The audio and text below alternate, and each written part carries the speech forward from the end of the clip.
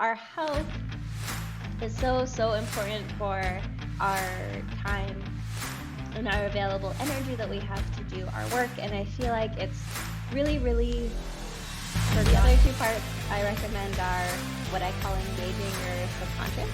The first 20 minutes that we wake up in the morning, our subconscious, we're able to engage with it in a more powerful way. A lot want to start actually by optimizing their work-life balance. What's the first thing they should do? I would say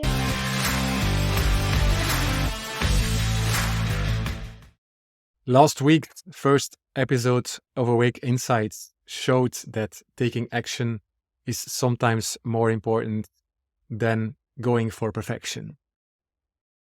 Although I received a lot of good feedback from people, and I really appreciate that a lot. And at the same time, I realized that this is, for me, a great way of improving my skills to communicate better, because I feel I have a lot of things to share. And also I have amazing guests that will come into the podcast to share their story that not always are able to communicate it in the right way to people and reach out to the right people.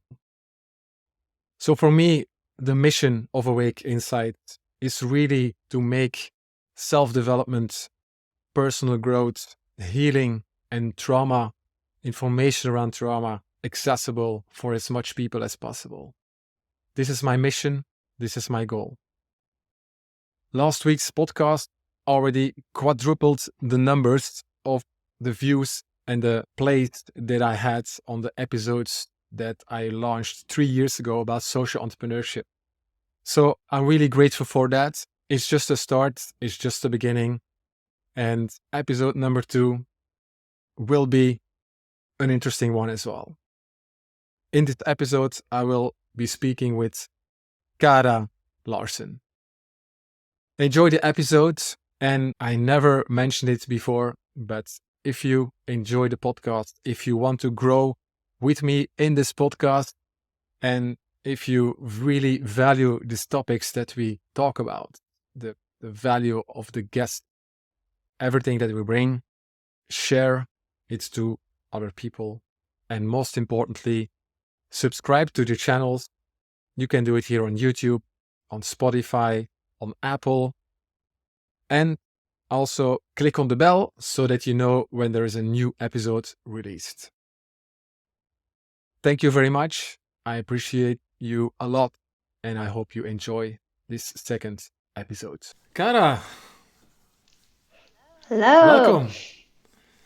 Thank you. The second episode of the Awake Insights. I'm really happy you're here. Whoop whoop. Hey, before we start, I always do a short introduction. So let's dive in so that the people know who you are. And then we can jump into all your interesting work and the interesting topics that you talk about. So Kara Larson, she's the CEO of Cozy Mind, and leverages her doctoral knowledge of the human mind and body to empower online entrepreneurs struggling with work exhaustion. Kara is also a doctor of Biomedical Engineering, as well as PMP, Certified Project Manager. She also holds additional certifications in yoga instruction, health, yoga life coaching, and functional diagnostic nutrition. She created a blueprint that optimizes productivity through mental wellness tools and hacks which leave you feeling 50% less stressed at the end of the day. And also, she recently released a book called The Workaholics Detox that covers strategies to balance your life without sacrifice, overwhelm, and exhaustion. Welcome in the podcast, Kara. Thank you for having me. What a beautiful introduction. It's a very beautiful introduction. It's already saying a lot about the things we're going to talk about. So let's dive in. The Workaholic Detox. Where did it come from? How did you get inspired to start writing a book about this topic? Yeah, a beautiful question. So I consider myself a recovering workaholic. I've spent most of my education and professional career priding myself on doing well at work. And I also tend to prioritize work before a lot of other things, including relationships, sometimes health. So this book is both very personal to me and it's relevant to a lot of the clients that I work with who are also struggling with finding the right work life balance for them as their life evolves. Because sometimes we're able to work a little bit more, work a little harder. We have more space for a workaholic style lifestyle. And at other times in our lives, maybe when we have a romantic partner or a family or kids, or maybe you're trying to work and also start a new creative project or your own business, that's a time where sometimes our priorities are shifting and it can be easy to let the work take over and not have the full balance in our life that we prefer. So, inspiration from my own life and also inspiration from a lot of the busy clients that I work with as well. Yeah, I get it. Yeah, it's a topic you hear more and more about. So does it mean actually that we are working too hard in general? Because work was actually always seen as something that's good, right? So if you work hard, then you bring a lot of value into society, you make good money, people give you a certain status or a certain value around that. So how did that evolve over time, you think? Yeah, another great question. And I think with access to technology and our phones and our laptops, we're able to bring work with us and have work follow us in a way that I think might not have been as accessible or as true in the past. So I do believe that at this time and with remote work also becoming like I love remote work, it's great. But when you're able to work from anywhere, it's really up to you to set the boundary between when is work time and when is your personal time, or when is work time and when is the time for your health or your social time or your creative time. So I think there's this need to realize what are our priorities, what does our work to life balance look like now, what do we actually want it to be, and are there some ways that we need to set some new boundaries and maybe create some new actions and maybe even some new thought patterns to help support us in rebalancing if we feel like we're out of balance. Yeah, yeah. So yeah, it's a kind of a mindset thing because you talking about maybe we have to think in a different way. I know in your book you talk about mindset a lot, certainly in the beginning. So what could be a good mindset or a mindset change that you would recommend? Yeah, so I speak a lot about how oftentimes if we are very attracted to working and prioritizing work, there are a lot of reasons why we do it. It might be because of the money, as you mentioned. It might be because of the status, as you mentioned. But for a lot of us, it has to do with self-esteem, self-worth, and feeling valued and valuable. And in that sense, we might want to dive a little bit deeper and take a little peek at whether or not all of our value and self-esteem is linked to our work and how we are doing at work, or if we are also finding value and self-worth in other areas of our lives, like our relationships or our social life or our health. So I would recommend if you're noticing that your self worth and your value are very, very closely tied and almost exclusively tied to work, then it might be the time to maybe consider some other ways that you can start to value yourself and find value outside of a working environment because it's going to be very difficult to make any shifts in your work life balance if all of your value is focused only at work. Yeah, it's really redefining your value system. That's how I would call it. But yeah, it's easy said, but it's not very easy done, right? Exactly. Yeah. Yes. And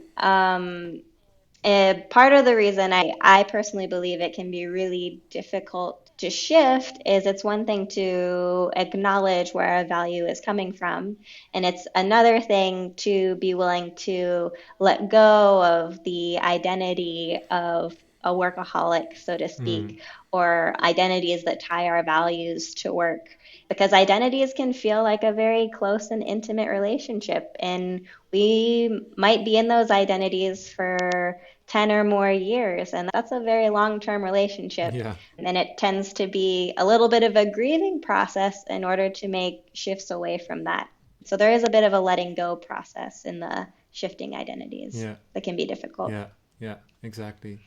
Yeah, and you mentioned that at the beginning. It really is related to different stages that you're in your life, right?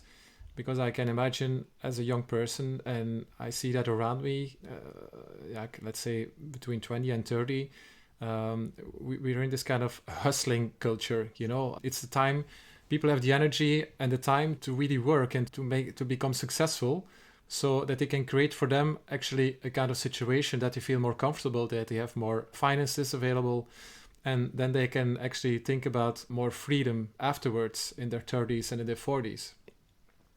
How would you define that strategy for them? Because it doesn't work out for everybody.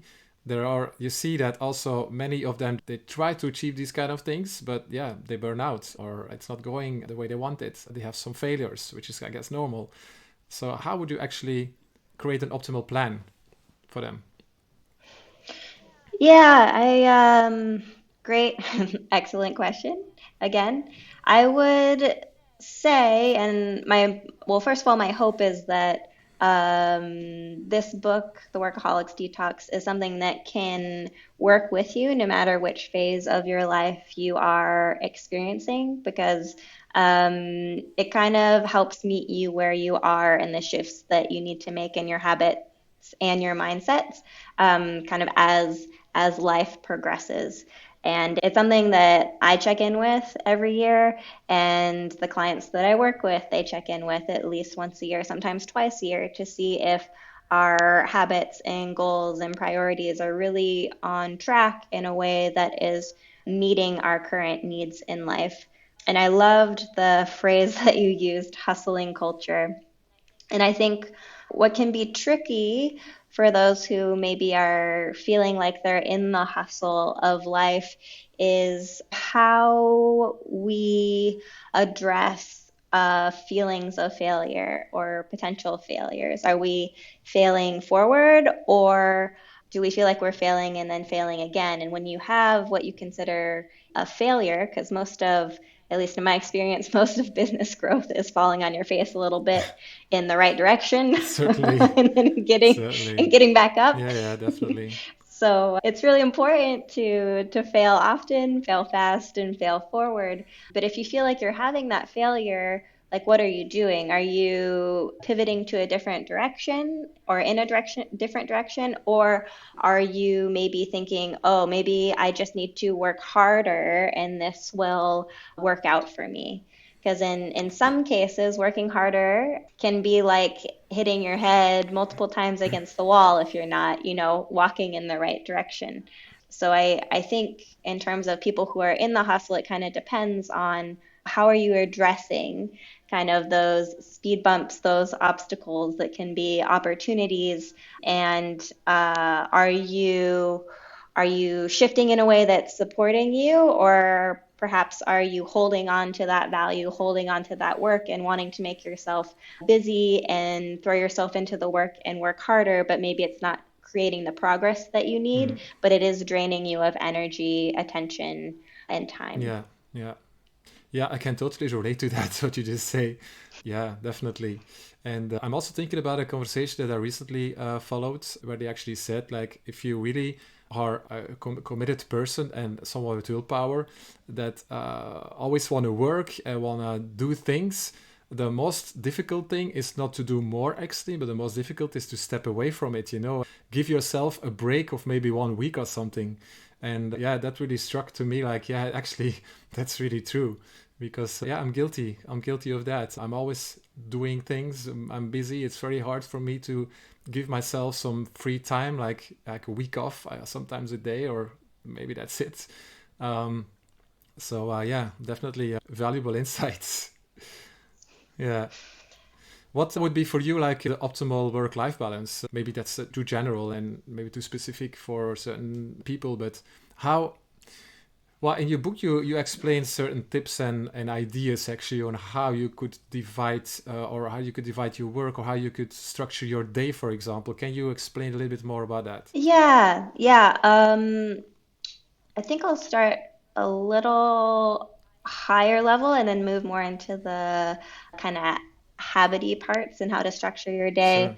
And what I would say, and I think I'm going to kind of describe things this way in part because you mentioned um, kind of it's very common to love to be busy because busy looks good. It can feel really good because it's very full. It's kind of comforting in its Yeah. fullness. And it can be really uncomfortable to give ourselves space. And it can be really uncomfortable to simplify. Yeah. And those, because you also asked me about my own work-life balance. And I think for me, I feel like I'm making progress in the work-life balance that I want when I'm able to find some things to simplify in my life because the simplification gives me kind of this extra space to, as you sort of mentioned, have a break, take a moment, look from almost the outside perspective so that I'm not always in the doing, Mm. which is almost like running the race. So I'm not always running the race, but I can actually stop and be like, "Oh, okay, like this is where I'm this is where I'm at on the course. Like, Yeah. is there a shortcut maybe that I can take?" Yeah. Yeah. Or maybe it's a little bit prettier over here. It looks a little dark and scary on the other Yeah. Yeah. side. Yeah. But you can kind of pivot paths. So for me, simplification is an important part of the process, and also having a really good idea what my priorities are. Like, is my priority just money and like doing the work to maybe grow my audience as well and make more income? Or is my priority also wanting to improve my nutrition and keep up with exercise or have a really nourishing and expansive social life or maybe travel? Or learning a language. For me, some of those things are really important to have to accompany the work and the finance part of it. So I think it's kind of deciding for you what are your priorities really, what is going to bring you the personal happiness. And it's going to be a little bit different for everyone. And once you know kind of what those priorities are, you can better set some boundaries around work and maybe some other elements of your life. For example, I love my family, but I do have like kind of like boxes of time where I check in on my mom and I check in on my sister. And it helps that I happen to live in Barcelona, so I'm a little bit distanced from them, so they can't show up on my doorstep with needs. But it's kind of nice to have boundaries around that time so that I know like they're taken care of, they're happy, but I'm not on demand 24/7. Mm. And that kind of leads me into the structure that people can maybe think about or use when it comes to their day. And there are five components that I normally recommend having in your day. The first component is a very small morning routine to set up your day. And then I like to coach my clients and see how are you actually starting your work? What's your like little mini routine that you do to prep yourself for your work, or prep yourself to start work after a break or after lunch? And then how do you close out your either your entire workday or also maybe close out a working interval and transition to lunch or transition to a meeting? But how are you closing out your work? And then also between your working intervals, what are you doing for some small mental resets and small mental breaks? Because oftentimes what we are not taught in society and actually can be frowned upon and looked at negatively is taking a break. But in reality, and I like to compare this to Olympic athletes, like Olympic athletes train hard, but they also rest hard. Hmm. So, my question to ourselves is why do we think that we can work our mind and work our brains into exhaustion without recovering? We seem to expect the impossible without actually giving ourselves the reset, the energetic reset, so that we can be consistent with our work and feel content and refreshed even at the end of our day. So I think little mental breaks and resets are really important. Yeah. And then finally is when we get home, like to set ourselves up for success the next day, is having a small little evening routine where we can wind down so that we can set ourselves up for success the next morning. Yeah. Do you find these small mental breaks more important than a longer morning routine, for example, or is it really depending on the person? That is a very good question. And I think it depends on the type of work that you are Mm. doing and how you're distributing your day. I think for Or if you're able to do that as people, well. yes, and the accessibility as well. I would say, because I love Cal Newport's book called Deep Work, Hmm. and I do try to schedule my day so that I'm only doing 2 to 4 hours of deep, very like thought intensive work a day.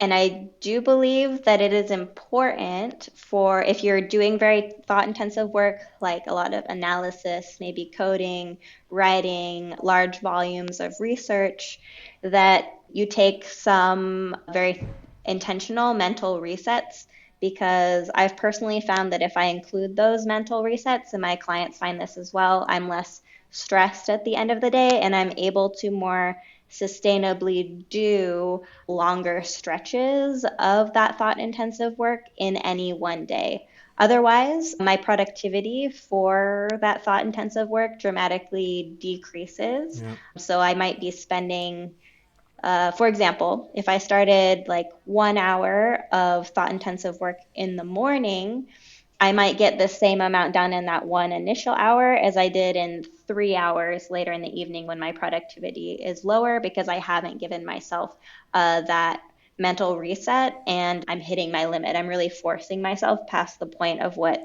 is sustainable for my mentality and my energetic capacity at that point. So I think it depends a little bit on the work that you're doing. Yeah, your time availability as well.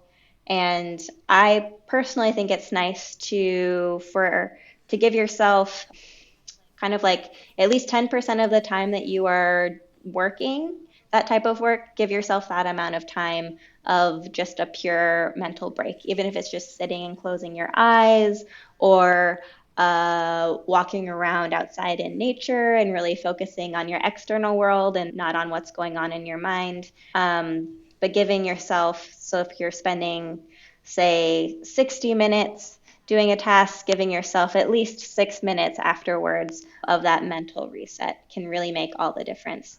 And I would almost argue for those of you who are on billable time that those mental resets should be considered billable time because they are that valuable to your productivity. That's a good one. Yeah.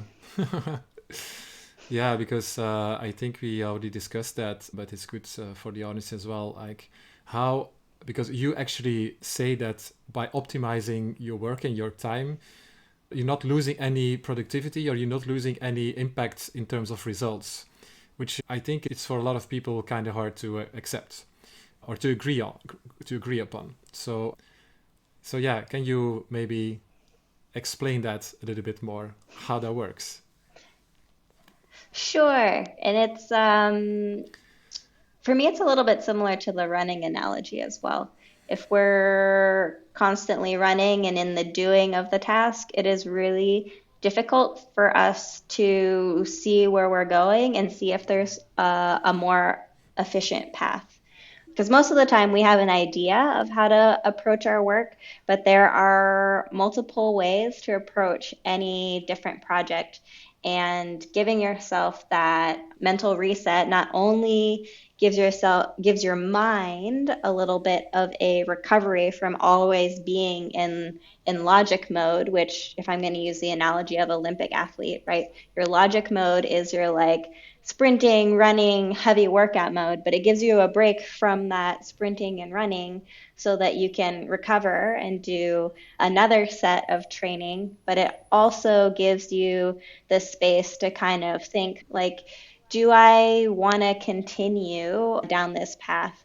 Or maybe I should pivot and work a little bit on a different project because maybe it's more of a creative project and it'll help give me a little bit of a mental reset while I get a little bit more work than I need to get done complete, if that makes sense. So Sure. it saves you time by allowing you to pivot and also giving you that recovery after go, go, go. Yeah. Yeah, you create more space and capacity, I think, to again dive deep and focus, yeah, on the things that you're doing, which makes you more efficient and which probably makes you faster in getting things done. Exactly. And most of us, our bodies and our minds are going to tell us that like we're doing too much. And more than likely, if you don't give yourself that conscious mental reset that will help progress your work, what we are likely to do is do what I call a distraction habit. So maybe like surf YouTube or look up a couple like travel vacation spots or scroll through the social media or like, someone must have messaged me that needs, an immediate answer, or there must be something in my email inbox that I can address. Well, we'll take kind of these like distraction habit breaks Yeah. to give ourselves at least a little bit of a mental reset, whether or not we're conscious of it or not. But do they really help actually? Because yeah, still you spend your attention on other things, so your brain is still working. Isn't it better to just step away from your desk and go outside and take a breath or whatever, something like that? Because I feel like the distractions can be also very, yeah, exhausting at some point. Exactly. Yep, you are exactly right. Yeah, I don't recommend that you do some of your distraction habits. It is way more powerful and a much more valuable use of your time to just take a full mental reset Yeah. for whatever amount of time that you need. Yeah, and I think in these days where we work more from home or maybe from a co-working space or yeah, a cafe or something, that you need to really have discipline to say, okay, yeah, let's now take a break and yeah, step away from the desk and do something else. Because before, when we were more working in an office, it was more like, okay, yeah, now let's go to the coffee machine and have a coffee, and the people, they came to you and they say, yeah, come on, time for a break, and all these kind of things. I remember from a long time ago. So yeah, as a yeah, mostly solopreneurs or people that work remotely, you need to be more disciplined. Do you recommend that, for example, you schedule these breaks in your calendar, or what would be a practical way of doing this? Yeah, I'm a big fan of scheduling, but not everyone is a scheduler. And if you're resistant to scheduling, I do have some tips and tricks because it's at some point it's important to kind of at least know where we are spending our time and how long things take because it's difficult to organize our days and fill it with all of the things that we want if we don't know how long everything takes. Um, but that aside, I personally, and this is more based on my experience with myself, and it might depend on you and your type of work, but I prefer to work in intervals of 1 hour to 2 hours and to then take a 5 to 10 minute break, depending upon how intensive the work was. Again, this is kind of an average for me, but I try to chunk my work, so to speak, in 1 hour to 2 hour intervals so that I can space out like some small breaks throughout my day. And when I do my work, when I say 1 hour to 2 hours, sometimes I will actually schedule the work interval for 55 minutes and intentionally leave that next 5 minutes for a small mental break, or I'll schedule 110 minutes instead of 120 minutes so I can have a 10-minute break after the work interval. And I like to listen to a focus music channel. It's called Focus at Will, and it's actually scientifically proven to help improve your focus. And I do find that I am more productive when I use that music. It really helps me get into the zone, and they use kind of these subtle entrainment beats to help improve your mental focus.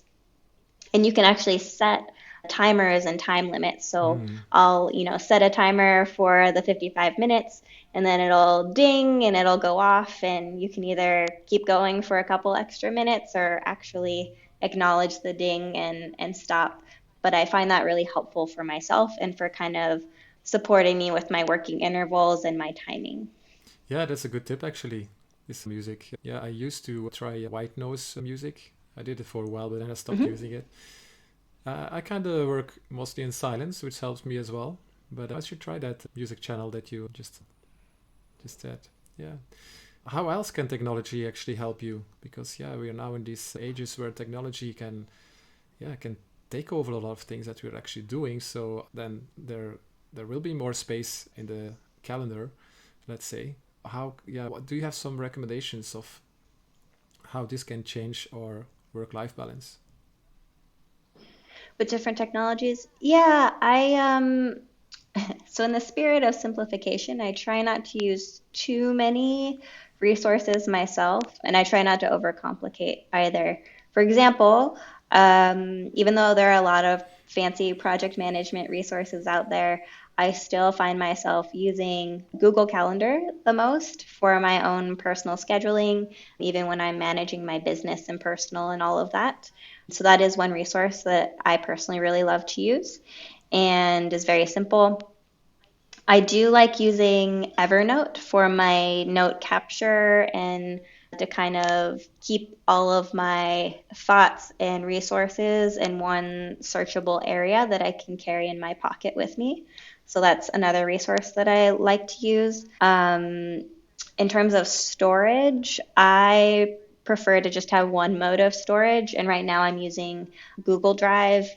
I'm not really attached to what you use at home, but I do recommend that you have one primary mode of storage so that you know where all of your music, contacts, documents, everything is, because while technology is great, it's not perfect. And when the physical device crashes, you don't want to lose all of your stuff. Mm-hmm. So it's nice to have that plan B.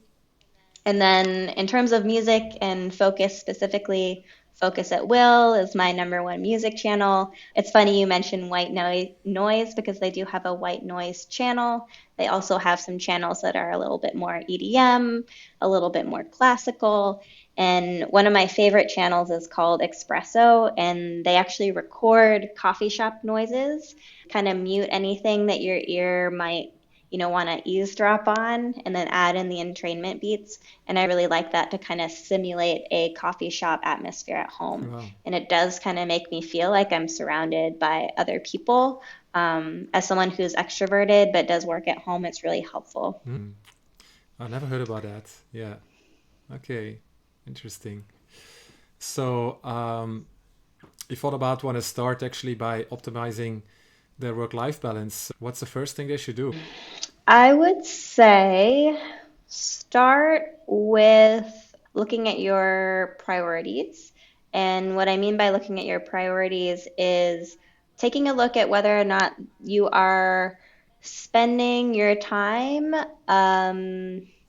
on what you actually want to be spending your time on. Like, are you disproportionately spending your time, say, at work and not spending time, say, on your health or on your social life? So, kind of take a peek at where am I actually spending my time, and then deciding how you want to better distribute it. And that can be a little bit tricky without some tracking. So, an easy way to do that for yourself at home without having to do a lot of tracking is using what I call a life wheel. And I'm not the only one that uses a life wheel in their coaching practice, But a life wheel basically divides all of the things that kind of holistically make up our lives into six different pieces. So, one piece is your financial component, one piece is your career, one piece is your health, one piece is your relationships, one piece is your spiritual side or your the side that contains your personal purpose. And then the last piece is kind of your leisure, personal development, travel, and creative time. So you can rank from 1 to 10 each one of those pieces of the life wheel and see, which ones are doing really well. Maybe they're an 8 or a 9, and which ones are feeling really low. Maybe they're a 5, a 6, or a 7.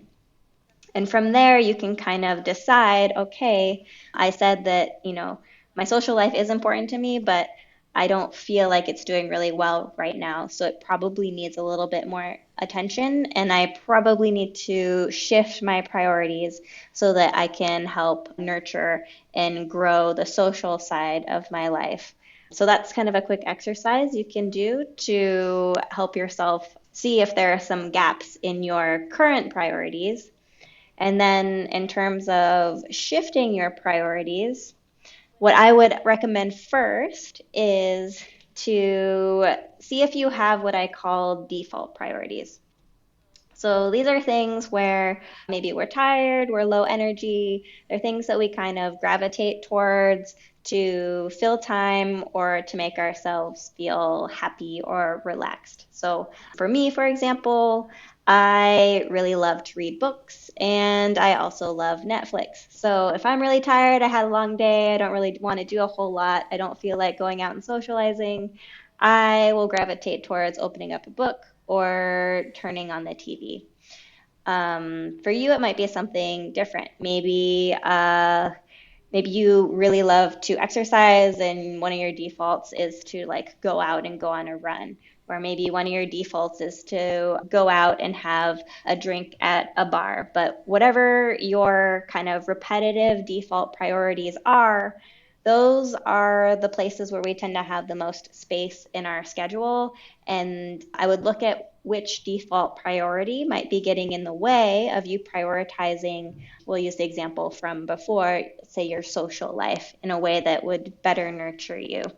So identifying that default priority and starting to think about ways to replace it with your new priority is really helpful. And also creating a really specific goal on how you want to approach, if it is your social life, approach increasing your social life. So setting a goal is important.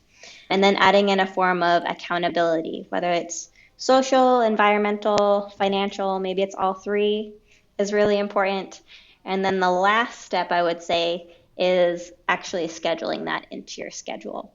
But first, I'd see like what is the thing that gets in the way of you prioritizing whatever it is that you want to start prioritizing. Then I would identify what your specific goal is for that particular priority, get a form of accountability, and last step, do that scheduling. And that's a really good place to start if you're trying to reevaluate your work-life balance and make some shifts. Okay, very interesting.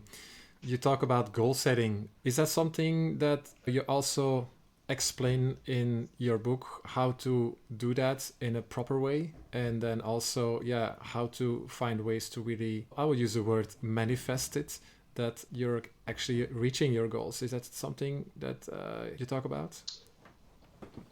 I So goal setting comes along with, I think, some different chapters of my book. I would say in terms of outlining your priorities, that might be where we do most of the goal setting in the book. But for me, another component to goal setting is it's all well and good to know, okay, I want to prioritize this new thing, and I want to create a SMART goal for prioritizing, say, my social life. So maybe my SMART goal is that I want to expand my inner circle to 10 more people that I know, like, and trust in 3 months or something like that. But there are other components of the book that I think really help you stay more on track with those goals. And for example, boundary setting can be really important. It's easy to let staying a little bit later at work or helping out a friend that's in need or whatever life situation that gets thrown at you. It's really easy to let those little barriers get in the way of us committing to a new priority or committing to a new goal. So I feel like boundary setting can be really important. And as a follow up to boundary setting, and the reason why I have the chapter after boundary setting being communication and support, there are always going to be situations where we need a plan B. And I find with myself and with my clients, having support is the best way, and knowing how to create support and healthy forms of support for yourself is a great way to have a plan B so that you can stay committed to your goals and shift your priorities in a way that is successful for you. And part of the gaining support is also communication. So they kind of, I think, all tie in together, if that makes sense. No, yeah, makes totally sense. Yeah, another thing I wanted to ask you, and that's also well explained in your book, is a lot to do with energy and vitality. A few questions I have around that. One is actually, you talked already about routines. So these days, we see that a lot of high performers, they spend a lot of attention on their health. And you have these routines that are very popular these days.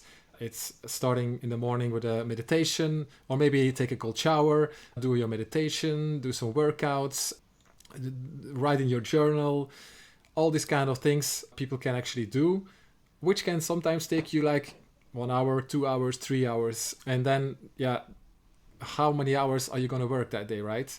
So, do you have certain recommendations in, okay, what would be the ideal time to spend on all these kind of things? And then also another thing, but that's then maybe another question, what other things can you do actually to stay healthy and to find a high a level of vitality that you can use in your daily work? Yes. And I love this question because our health is so, so important for our time and our available energy that we have to do our work. And I feel like it's really, really forgotten because like time management techniques are really attractive and very sexy, but a lot of those time management techniques don't necessarily take into account our physical health and our physical energy. And they can sometimes be even more draining for us to implement, depending upon what they are. Anyways, to address the morning routine specifically, I like to keep my morning routine very simple. Something that if I only have 5 minutes in the morning, I can still do it every single morning.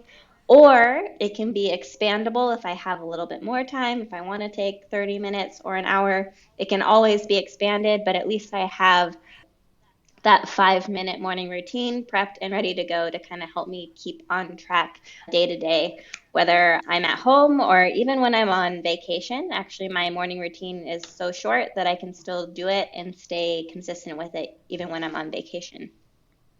Um, and as a first part of that morning routine, I like to hydrate.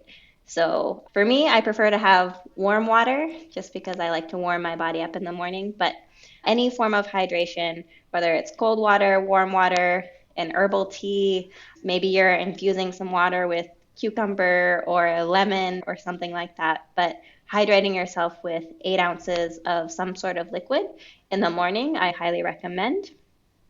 As a second component of your morning routine, I recommend taking some sort of supplement. And this supplement might be something for your immune system, like chaga mushroom or echinacea, or maybe it is something to help you with focus, like lion's mane, which is another mushroom, bacopa, or my personal favorite is CDP choline, which is a precursor to acetylcholine. And I find when I take CDP choline that my memory retention for new information is better. I am able to process my work and my thoughts a little bit faster, and it's easier for me to have recall of either new material or old material a lot faster. So I recommend some sort of supplement in the morning to kind of help with your energy or immune system or your focus. And I didn't mention energy supplements. For those of you who are experiencing winter maybe, or in some areas where there's a lot of cloud cover, I do recommend taking vitamin D. And if you can get vitamin D with K2, that can really make a difference. And then there's something called a human charger, which I love. I believe it's a technology out of Finland. And I've been using it for a number of years, but it shines light into your ears and it acts kind of like an SAD, seasonal affective disorder light, but it is portable. And they actually have versions of it now where you can listen to music while you're shining light into your ears, but it helps convert that vitamin D3 into a functional form in the body and relieve you of that depressive heaviness if you experience that during the seasons. So that can be really helpful for energy, especially in the wintertime. And then in general, B vitamins are really helpful and also vitamin C. And one of my favorite forms of vitamin C is using a supplement called acerola cherry. Okay. So those are just a couple off the top of my head. Okay. So hydrate, supplement. Yes, question? No, yeah, I was just wondering why that specifically, because yeah, vitamin C is such a basic vitamin you can find everywhere. So why this one? Yeah, I actually took a supplement powder that had acerola cherry amongst some other things, and I always felt so good Okay. in the morning. And a lot of the reason was because the acerola cherry was in there. Okay. So for me at least, it's bioavailable in a way that my body really loves it, and so I recommend it to other people as well. Yeah. And you don't need a lot of it. Okay. Yeah. Good. It also doesn't have a lot of taste and it's slightly tart. So if you are a lemon in your water type of person, you can just add in a little sprinkle of acerola cherry and you're good to go. You don't even need to take a pill. Okay. Yeah. You're not selling it yourself, right? You can just go to pharmacy or something and find it. Yeah, a lot of organic food stores will Oh, have yeah. a powdered Okay. version. It's also available at Amazon online. And if you have a cold, if you can take that vitamin C with a little bit of zinc, there are multiple studies indicating that the vitamin C zinc component together Okay. is especially powerful for your immune system. Okay. Okay. All very interesting. And all this information you can also find in your book. Your book is around 136 pages, if I'm not mistaken, which is not such a big book, but I feel that it covers a lot of topics and it feels very complete, to be honest. It's like a kind of a summary because at the end you mentioned a lot of sources actually where you got the information from, which is really interesting and nice. And then also before that, you actually offer a kind of a plan, a 60-day challenge. It's maybe good to explain a little bit more about that. What can people expect from that? How does it work? This 60 days challenge is something they have to do by themselves individually. Can they count on certain support from you? Explain that a little bit. Yes. Let me just quickly summarize the morning routines because there are two more parts, and Oh, then I will sorry. jump right into that. Okay, so yeah, go ahead. Otherwise, people are going to be like, how am I going to get an hour out of drinking water, Yeah, taking this totally. supplement? But the other two parts I recommend are what I call engaging your subconscious.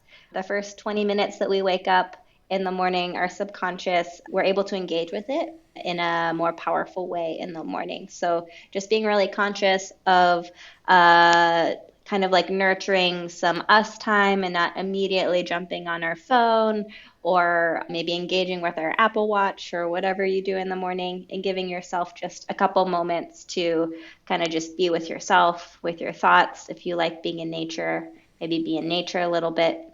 And then finally is to do just a small morning activity for yourself. It could be meditation or journaling or a cold shower or running or any number of those morning activities that you mentioned. But if you're short on time, I recommend that you either use a visualization where you're kind of making an imaginative reality movie in your head about your goals and maybe how to get there or how it would feel like to accomplish them, or use some sort of mantra or affirmation. Mm. So, like, I am powerful, I am miraculous, I am Yeah. amazing, or even something simple like today is going to be a phenomenal day, or everything is going to go my way today. Well, it's an interesting topic. You can write another book only about that. For sure. Yes, affirmations are very powerful. And I will say, even though I love them, I do not think that I use them enough. So Mm. that is something that, even as someone who advocates for them, I could be using a lot more often and a lot more successfully. I started using it more Um, often recently, like in the last 2 months, I would say. Yeah, because I stepped back into a habit I already had started doing a few years ago, and that's actually in my Trello. I keep checklists of all the things that I want to actually accomplish. My goals are in there, but also my visualizations and my affirmations are mentioned there. Why do I want to achieve these goals? What are the things that I want, and what are the things that I don't want, and a lot of other things. So yeah, if you're really consistent, it really helps. exactly. Yeah, beautiful. I think I love that you're taking that on even more in 2024. Yeah, yeah, even more. Yeah, definitely. But to pivot to the 60-day challenge that I have in um, my book in general should be read kind of as you wish, so to speak.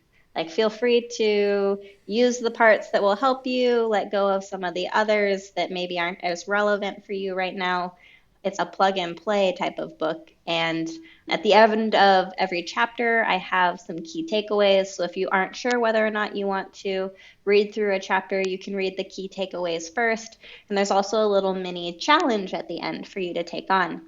And the 60 days of challenge include all of the little mini challenges that I have at the end of every chapter, along with a bunch of other challenges that you can take on over the course of 60 days. And I do include some rest days. So you'll only be doing challenges 6 out of 7 days. And I also include a full week of rest, or if you need to use it for makeup, you can use it for some makeup time as well. But I really tried to make the challenges easy, simple, and digestible. For example, sometimes the challenge is simply to try out a new supplement in the morning, or to do a very small journaling exercise for your own personal awareness. So it's very simple, it's very easy. It's really for someone who wants to take some consistent actions, and actions that more fully encompass all different areas of the book. Amazing. Amazing. And we're still January, so it's not too late to start this plan and accomplish your New Year how you say that? Resolutions. New Year resolutions. So yeah, Exactly. yeah. Where can people find your book? They can find it on Amazon, but they can also find it at the website workaholicsdetox.com. Okay. And if you don't have a spare dollar to buy an ebook copy of the book, you can feel free to just type in your email, and there are free resources at workaholicsdetox.com as well, including a supplements PDF. So if you are really interested by the supplements but don't feel like buying the book, you can feel free to just get a copy of the supplements PDF for free as well. Okay, perfect. So for people that have read the book or maybe not read the book, but they are very interested in all the information that you just shared, what else can people expect from you and how can they reach out to you? Yes, great question. So, my company that I do my coaching for is called Cozy Mind, and the website is cozymind.me. And this year I'll be having two programs. There'll be a VIP program where we'll do a little bit of one-on-one coaching and also a little bit of group coaching together, and go through many of the different areas of the Workaholics Detox that I talk about. but it'll be a little bit more specific to you and your personal needs. So if you, for example, are starting up a business and maybe need some organization at a higher business level and not just at a personal scheduling level, you'll be able to get that type of attention and specific attention, just as an example. And there's also a smaller, completely online recorded version, kind of do it yourself type course that I'll also be launching. So you can either kind of do a lower price course at your own pace, or join me and a small number of people. I'll probably be taking on at maximum 24 people on the journey for one-on-one and group coaching support. I'm going to do my best to keep the pricing close to a boutique yoga studio per month, but everyone is within their own budget, so I don't want to break the bank, so to speak. Yeah. But I do want to make sure that I cater to just like a small, intimate number of people, because I think that the work we do one-on-one and in a group setting is really valuable. There's a lot you can learn from other people on the same journey. Yeah, amazing. Amazing. So at this moment, your focus is a lot on the Workaholic Detox. What else have you planned in the future? I also want to create a community for everyone who is reading and purchasing the Workaholics Detox, so that everyone can kind of engage with each other, see where they are in their challenges. And I do feel like workaholics in general, whether or not you're a self-proclaimed one, or maybe you're working a job where you feel like it's starting to make you have some workaholic tendencies, wherever you are on the spectrum, maybe you're not a workaholic at all, maybe you live with a workaholic, I don't know. But I'd like to create a community where people can engage with each other, kind of share their thoughts, share their challenges. So stay tuned. If you register your email address at workaholicsdetox.com, I will send you a message when I have that community up and running. So that's also in the pipeline as well. Okay, amazing. Can people also find you on other channels? Instagram, socials? Yeah. You can. I do have an Instagram. It's cozymind.me. Yeah. I will say that social media is my stretch for this year. So the channel is very basic. It could use some tender loving care.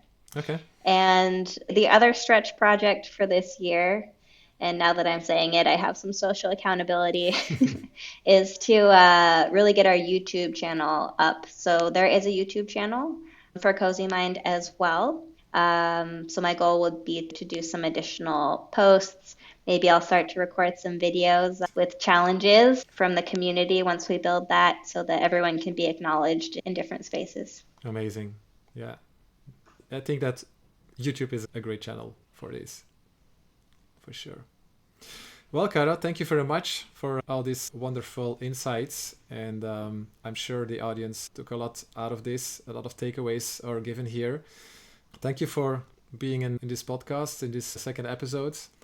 I really support you in the work that you do. I read your book, of course, to prepare this podcast, and it's really valuable. And I think it can help everyone that feels that they're not having the right balance at the moment.